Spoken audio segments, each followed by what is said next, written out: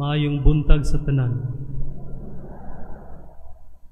Karon kini atong misa para sa mahal nga Berhen sa Regla.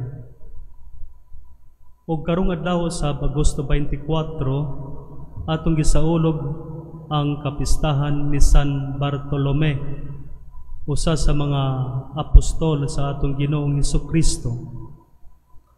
Ug mo'y atong timan-an nga kung magsaulog kitag kapistahan sa usa ka apostol, ang ebanghelyo nga pagabasahon mao kanang ebanghelyo diin nakasulat ang pangalan sa apostol nga atong gipistahan. Sama pananglit kung isgot kita magsaulog kita sa kapistahan ni San Pedro, ang ebanghelyo nga atong madungog mao kanang ebanghelyo nga gipangutana ni Jesus ang iyang matinunan, kinsa ba ako sumala sa gisulti sa mga tao? Kinsa ba ako para kaninyo? Kung si Pedro mitubag, ikaw ang Mesiyas, ang anak sa Dios nga buhi. Karon kapistahan ni San Bartolome, siguro matingala kamo nganong wala may pangalan ni Bartolome nga atong nadungog sa ebanghelyong atong gibasa karon. Nagsuon hibaw kita nga sa Biblia adunay upat ka mga ebanghelyo. Ebanghelyo ni San Mateo, ni San Marcos, San Lucas, San Juan. Ug nining upat, ang unang ebanghelyo nga nasulat mao ang ebanghelyo ni sumala ni San Marcos. Mao nay una nga nasulat. Ug kining ebanghelyo ni San Marcos mao ni gibasihan sa pagsulat sa mga ebanghelyo sumala ni San Mateo ug ni San Lucas. Mao gani kining tulo ka mga ebanghelyo ni San Mateo, San Marcos, San Lucas gitawag kini nga mga synoptic gospels. Pari-pariho ang unod, pari-pariho ang estilo sa pagkasulat. Pero ang ebanghelyo sumala ni San Juan, lahi independent ang iyang paagi, lahi sa tulo. Og kining ebanghelyo nga atong gibasa karong adlaw sa kapistahan ni San Bartolome gikuha sa ebanghelyo sumala ni San Juan. Og mao'y atong timan-an nga sa tulo ka ebanghelyo ni San Mateo, San Marcos, San Lucas makita nato diha ang pangalan ni San Bartolome isip usa sa mga apostol ni Jesus. Pero sa ebanghelyo sumala ni San Juan, wa kay makita nga pangalan ni San Bartolome, kundi lang imong makitaan ang pangalan Natanael. O gisigon sa gisulti sa mga Bible scholars, kining pangalan nga Bartolome o pangalan nga Natanael naghisgot lamang sa usa ka tawo. Si Natanael ug Bartolome usara kuno kana sila.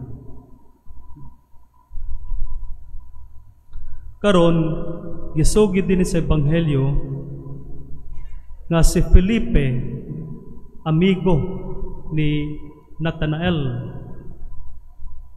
Si Felipe taga Betsaida, kababayan nila ni Simon Pedro, Andres, Juan, Santiago.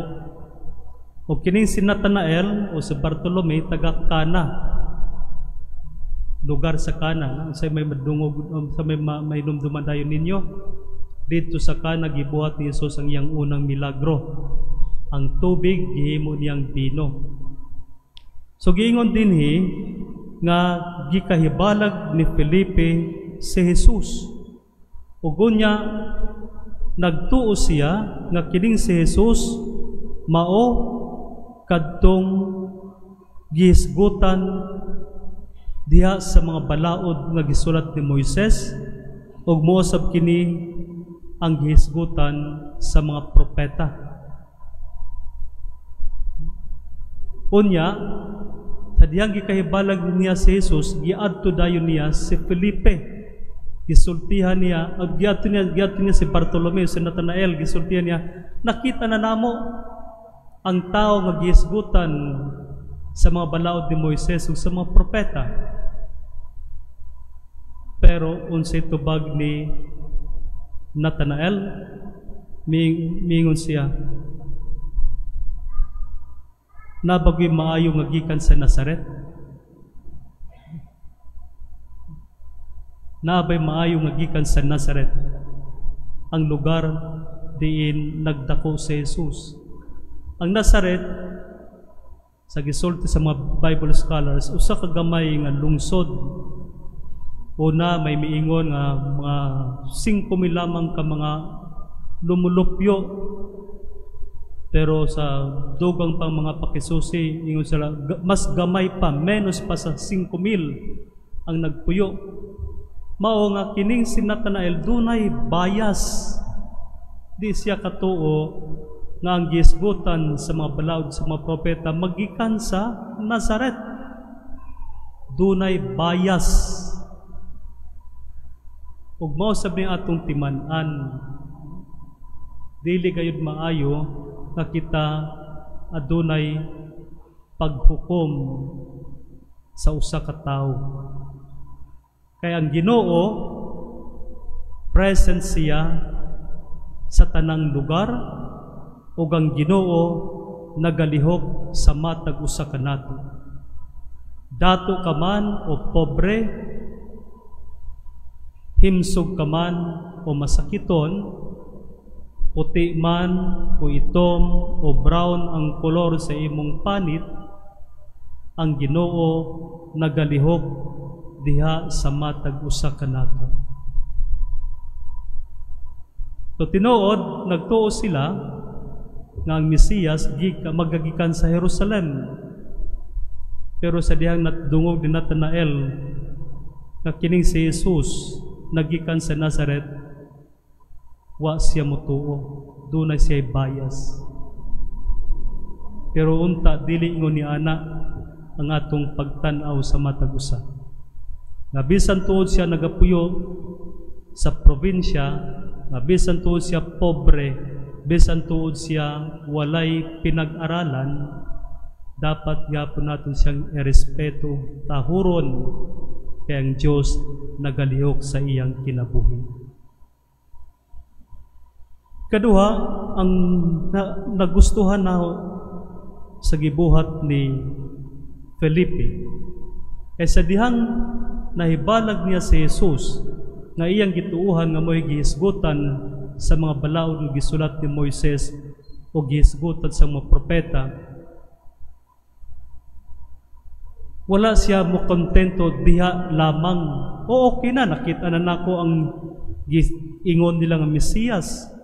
Wa siya mihunong diha, kundili giadto dayon niya si Nathanael nga iyang amigo, aron ipaila-ila usab kang Jesus.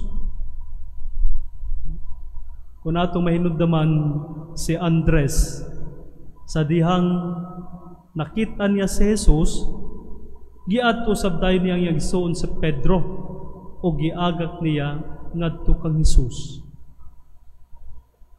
Ug may igsuon mausab unta kana ang mahitabo sa atong kinabuhi.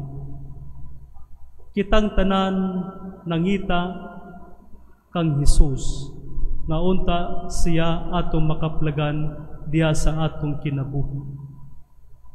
Pero may atong timan-an nga dili lamang atong kaugalingon ang hunahunahon, kundi ikonsidera usab nato ang uban.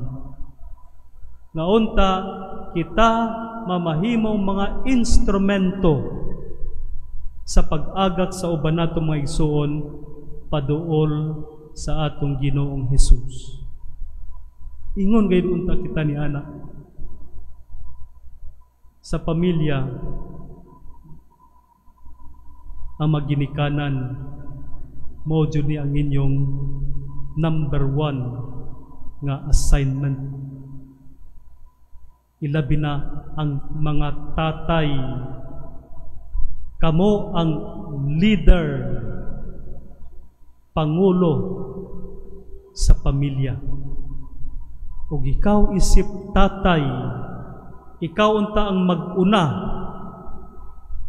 ug agakon nimo ang mga miyembro sa pamilya ngadto sa atong Ginoong Hesukristo. Mo jud ang buhaton sa tatay. Say mag-uol kita na ay nanay musulti sa ako. Padre, ko nag-uol ko sa akong pamilya. Ako sige man jud kog simba. Pero kini akong mga sakop di jud na ako maagak. Kini akong bana pag adlaw na sa Domingo, sultihan ng iyang mga anak, Domingo karon, ibaw na mo sa inyong buhaton, mo simba. Pasimbahon niya ang mga sakop sa pamilya, pero siya, tuwara nagtanaw-tanaw og TV. Mangulit na lamang yung mga anak o pamilya gikan sa pagsimba, siya tuwara gihapon tanaw-tanaw sa TV. Pagkalisod. Sayon, itikang ang tiil, umuadto sa barkada, umuadto sa sabungan, pero adto sa simbahan, pagkabugat. So, unta na ato ka ng mapalandungan. Isip tatay, isip leader sa pamilya, ikaw ang manguna sa imong pamilya, agakon nimo sila sa pagduol sa Ginoo. Og maoy atong timan-an ang dakong makatabang kanato sa pag-aga kanatong tanan paduol sa Ginoo. Ibaw mo kinsa? Ang mahal nga Berheng Maria. Siya gayon. Siya ang pinakaduol sa tanang mga binuhat, pinakaduol sa atong Ginoong Hesus, tungod kay siya mao ang nanay. Mao, akong kita adunay mga problema sa atong kaugalingon o sa uban atong mga sakop unsaon pagpaduol sa atong mga kaugalingon ngadto sa Dios, modangop kita sa mahal nga Berheng Maria. Kay siya mao ang pinakasiguro, pinakasure nga dalan aron kita makaabot duol sa atong Ginoong Hesus.